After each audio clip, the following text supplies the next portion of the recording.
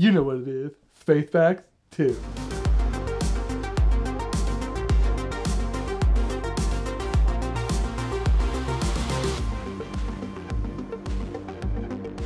Hey there, RLFers. Thanks for stopping by for another round of Space Facts. I'm super jazzed about it. Last time, we talked about 5 super cool reasons why I love space so much. This time, we're going to change things up a little bit. I got my black collar on because sometimes we make mistakes. But it's not the mistakes that we make, but how we rebound from them. Super cool Space Facts number 1. In September of 2004, NASA's Genesis capsule returned to Earth with samples of solar wind. What's solar wind, you ask? How should I know?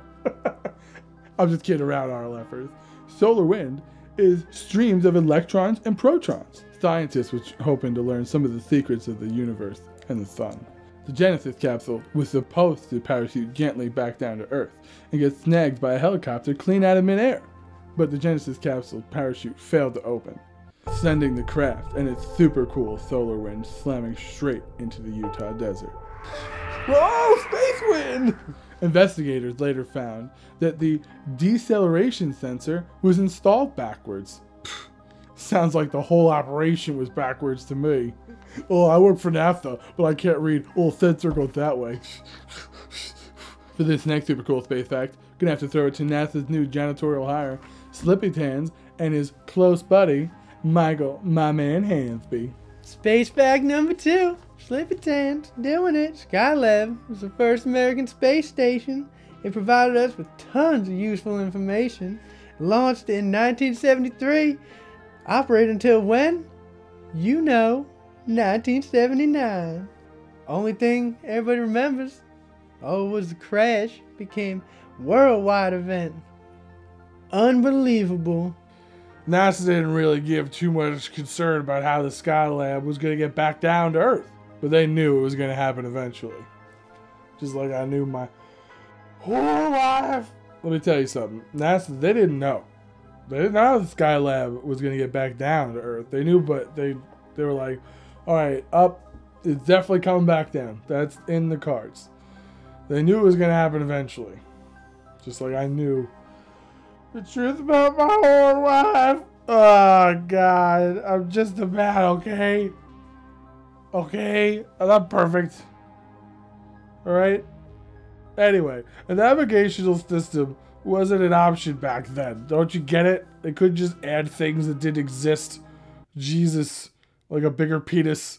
Thankfully, NASA was able to pull some humbo-jumbo rocket science, and they directed the Skylab, whatever you want to call it, into the Indian Ocean. Mostly. Well, the bigger parts of the space station did wind up in the ocean. Many pieces landed over Australia. Fortunately, nobody, not one person, was injured, and nothing was seriously damaged. One teenager did receive $10,000. What? For being the first person to deliver a piece of debris. San Francisco Examiner. NASA didn't get off scot-free though. No, they didn't.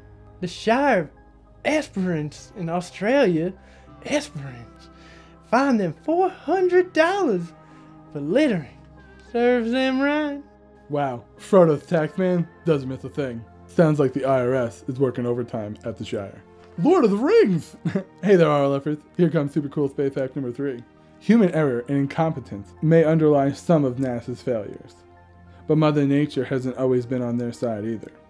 Back in 1987, the Atlas Centaur rocket was hit by lightning within moments of launch. It spun out of control and had to be destroyed. Whoa! Let that be a lesson to you, NASA. Thor is not a fan of space travel. Hey NASA, playing tag with Zeus? Never a good idea. It's electrifying! Alright, RLFers, this next super cool space fact is pretty spooky, so I'm gonna need some help from my favorite wizard friend, Merlin the Bear. Okay, well, my name is Matt, not Merlin, and I know that you know that, so thank you. We like to have fun. Space fact number 4. The Mars Climate Orbiter, launched in December 1998, just 6 years after the Mars Observer disappeared mysteriously as it approached Mars' atmosphere. Disappeared? Sounds like Martians to me. But unlike the Mars Observer, this time NASA knew what went wrong. Subcontracted engineers at Lockheed Martin used English units of measurements rather than NASA's favored metric system. English units? Come on, guys. You know better.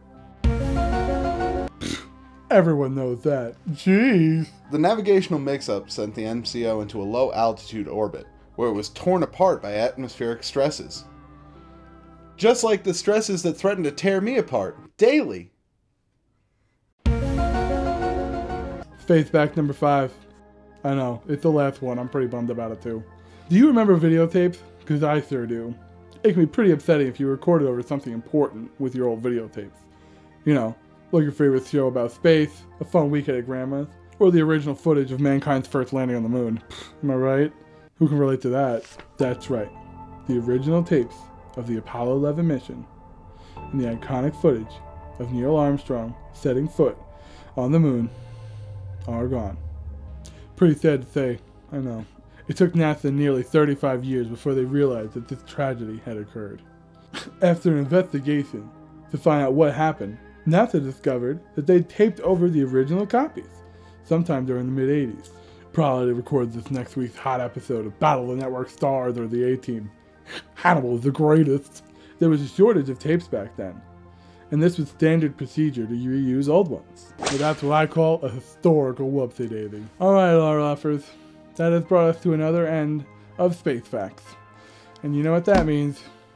Time to listen to some Space Facts.